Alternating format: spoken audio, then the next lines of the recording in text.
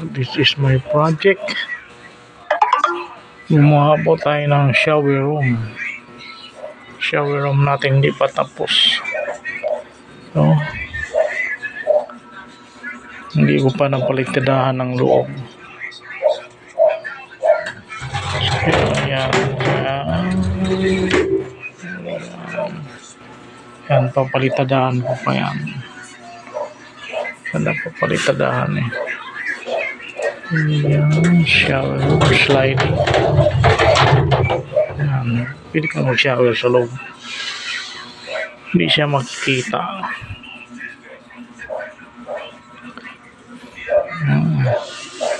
Nakampintura ng white yung glass niya. Sliding. Yan. Palitada ko pa yan. Wala pa.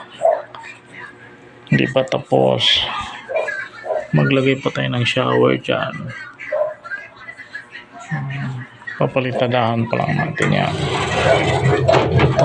Kinabit na natin yung sliding. Ready na. Palitada na lang sa loob at saka tiles. Ita-tiles pa natin yan, mga guys. Yan lang muna, no? Little by little lang. Ita-tiles natin yung loob niyan. Palitada muna din pagkatapos i-tiles natin.